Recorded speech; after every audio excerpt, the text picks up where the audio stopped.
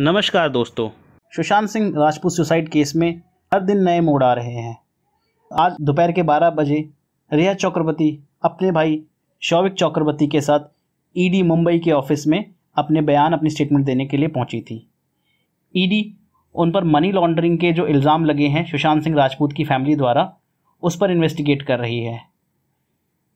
सूत्रों के हवाले से यह भी पता लगा है कि 3 बजे तक शौविक चक्रवर्ती ईडी के ऑफिस से अपनी स्टेटमेंट रिकॉर्ड करा के निकल चुके थे। रेहा और रेहा के भाई शौविक चक्रवर्ती की अलग अलग पूछताछ हुई थी, इसलिए ईडी ने शौविक चक्रवर्ती को पहले जाने दिया, लेकिन अभी तक रेहा से पूछताछ जारी है। यहां तक कि रेहा के सीए रितेश शाह को भी बुलाया है ईडी ने पूछताछ के लिए। दोस्तों, सूत्रों से हमें यह भी पता लगा है कि ईडी ने रेहा से क्या क्या सवाल पूछे हैं। उनमें से एक सवाल यह है कि जो कंपनीज थी जिनमें रेहा और सुशांत सिंह राजपूत डायरेक्टर्स थे, उन कंपनीज का एड्रेस और रेहा के पिताजी का एड्रेस, दोनों का एड्रेस सेम क्यों है। दूसरा सवाल ईडी ने जो पूछा रेहा से वो ये है कि उनके पास जो प्रॉपर्टीज हैं वो उनकी आय से ज्यादा हैं, तो वो प्रॉपर्टीज उन्होंने कैसे खरीदी हैं।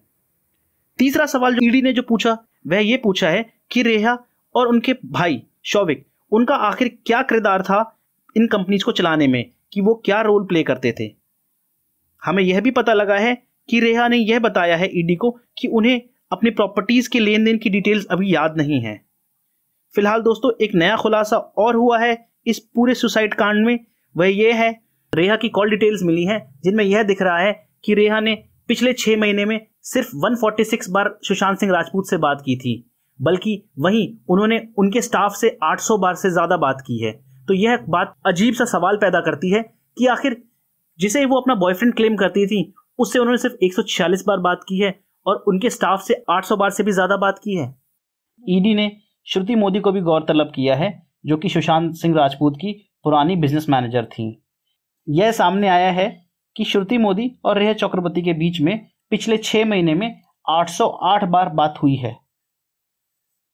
वहीं बृहन मुंबई म्युनिसिपल कॉरपोरेशन ने बिहार आईपीएस ऑफिसर विनय तिवारी को क्वारंटाइन से मुक्त कर दिया है, लेकिन उन्होंने एक ऐसी शर्त रखी है जिससे साफ साफ सामने नजर आता है कि बिहार पुलिस की इन्वेस्टिगेशन को रोकने के लिए मुंबई के बहुत नामी ग्रामी लोग लगे हुए हैं, क्योंकि बीएमसी ने कंडीशन यह रखी है कि अगस्त 8 तक विनय तिवारी लौट जाएंगे, क्योंकि बीएमसी का कहना है कि हम क्वारंटाइन से सिर्फ रिलीज बहुत शॉर्ट स्टे के लिए दे सकते हैं और यह शॉर्ट स्टे लगभग 1 हफ्ते से कम होना चाहिए।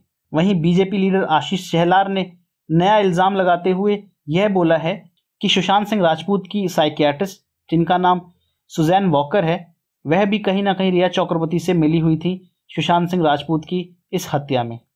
इस मामले में आपका यह भी जानना जरूरी है कि ईडी में आने से पहले रिया चक्रवर्ती ने ईडी ऑफिस में एक एप्लीकेशन लगाई थी, जिसमें उन्होंने कहा था कि उनकी रिकॉर्डिंग ऑफ स्टेटमेंट को तब तक पोस्टपोन कर दिया जाए जब तक कि उनकी एप्लीकेशन, जिस पर सुप्रीम कोर्ट में सुनवाई हो रही है, जिसमें उन्होंने बिहार पुलिस की इस इन्वेस्टिगेशन को चैलेंज किया है, उसकी सुनवाई पूरी ना हो जाए, तब तक इस रिकॉर्डिंग ऑफ स्टेटमेंट को पोस्टपोन कर दे।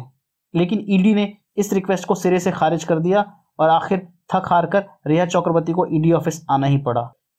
वहीं इस मामले को लेकर इन्वेस्टिगेशन कैसे करनी है, कौन करेगा, इस बात को लेकर मुंबई पुलिस और बिहार पुलिस के बीच में तूल पकड़ चुकी है। मुंबई पुलिस का कहना है कि बिहार पुलिस के पास कोई लोकस नहीं है इस इन्वेस्टिगेशन को करने का। वहीं बिहार पुलिस ने सुप्रीम कोर्ट में अपना एक एफिडेविट सबमिट किया है, जिसमें उन्होंने मेंशन किया है कि मुंबई पुलिस उनकी इन्वेस्टिगेशन में बाधा डालने की कोशिश कर रही है। सुशांत सिंह सुसाइड केस में आगे जो भी होगा, हम आपको उसकी अपडेट्स देते रहेंगे। तो मेरे साथ जुड़े रहने के लिए आप मेरे चैनल को सब्सक्राइब करें, बेल आइकन दबाएं ताकि आपको मेरी लेटेस्ट वीडियोस की नोटिफिकेशन आ सके। इस चैनल को शेयर करें, इस वीडियो को लाइक करें और कमेंट करें। Thank you.